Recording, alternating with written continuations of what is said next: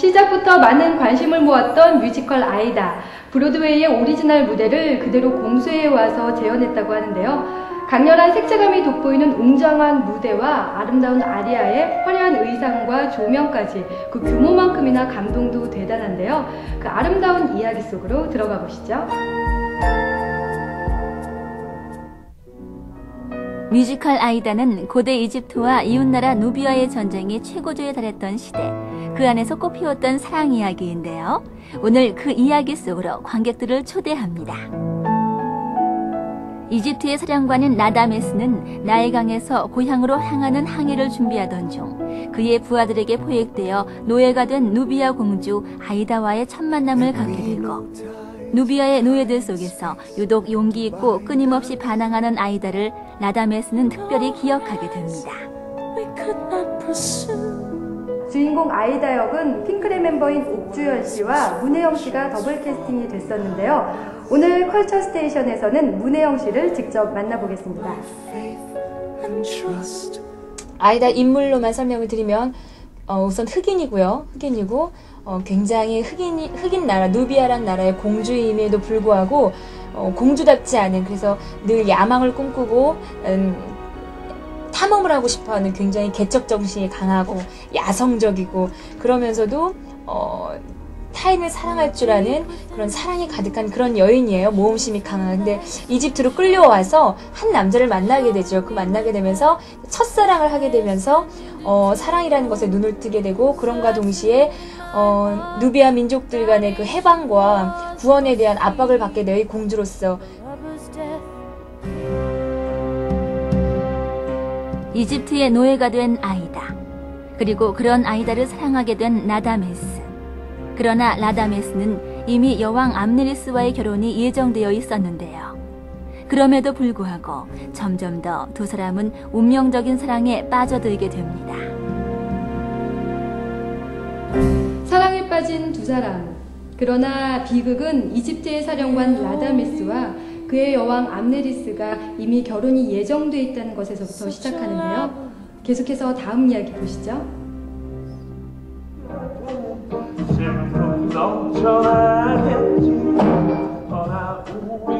라다메스의 아버지 조사르 총독은 이집트의 왕 파라오를 서서히 독살시키려는 계획을 세우고, 아들 라다메스와 여왕 암네리스의 결혼으로 이집트의 왕권을 넘겨주려는 야심을 세웁니다.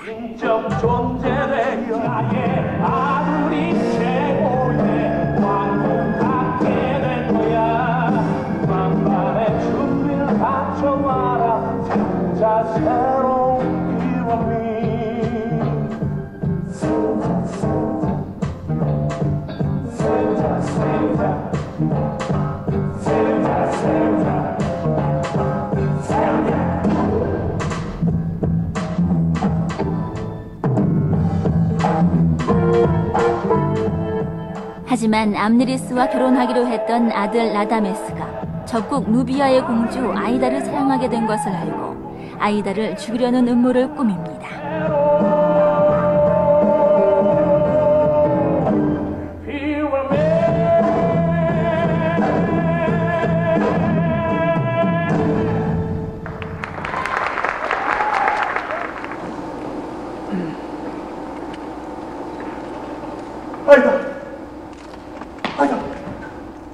난 벌써 당신이 부병사들이 날 찾으러 왔었어요.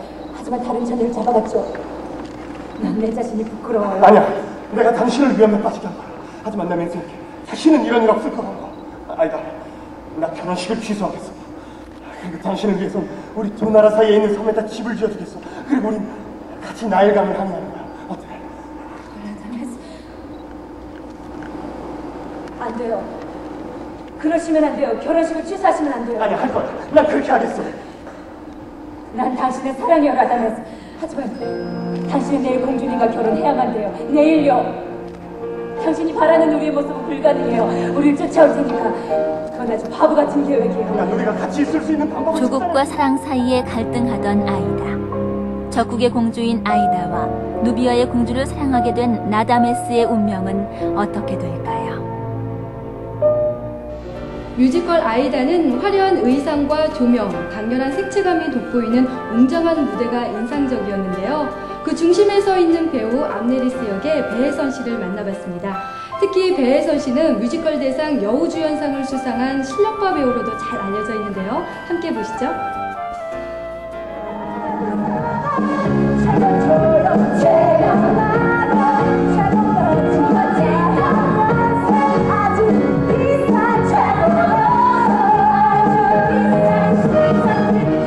뮤지컬 맘마미아에서 소피 역으로 일약 스타덤에 오른 배혜선 씨는 허영심 많은 암네리스에서 카리스마 넘치는 여왕 암네리스의 변화까지, 그리고 사랑하는 사람에게 사랑받지 못하는 슬픈 여인의 모습을 연기해 주었습니다.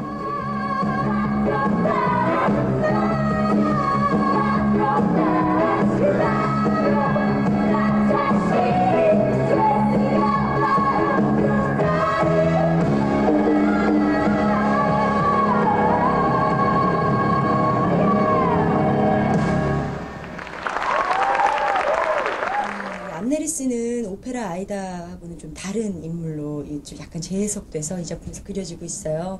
오프닝하고 맨 마지막 그 엔딩 장면에서는 관객들에게 이 작품 전체적인 어떤 메시지나 장면들이나 이야기 전체를 소개시켜주고 이야기를 들려주고 그 문을 엮고 닫는 어떤 그 해설자적인 그런 역할을 하고 있고요.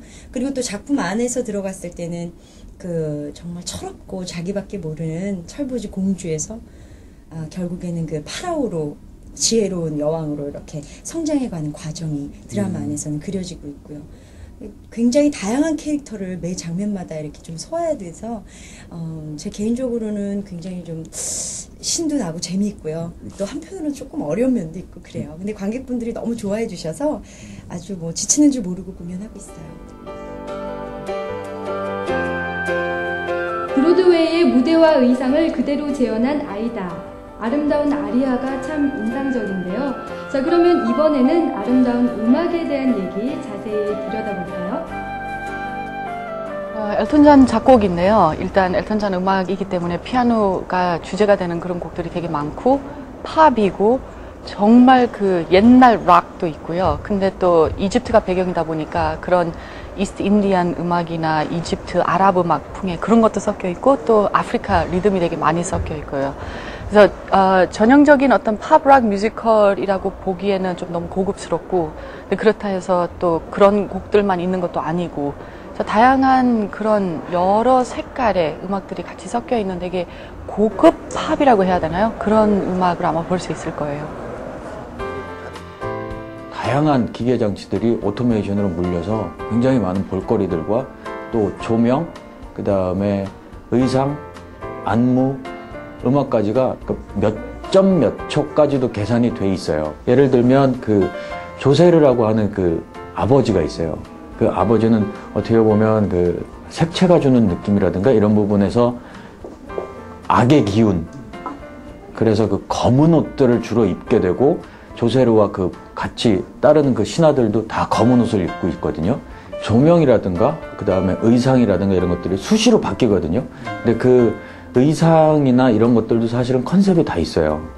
빨간색과 노란색 이런 것들이 묶여있는 조명, 백실루엣과 뭐 이런 것들이 있는 상황 하에서 검은 구름이 확 몰려 들어오면서 이 검은 구름이 전체 무대를 채우게 되는, 그러면서 그 음모와 계략을 꾸미고 있구나, 이런 부분들이 오히려 극명하게 드러날 수 있게끔 그런 의상과 조명 컬러들이 있고, 굉장히 과학적인 무대에 감정적인 그 스토리 라인과 굉장히 편안하면서도 아름다운 음악이 합해져 있다라고 볼 수 있어요.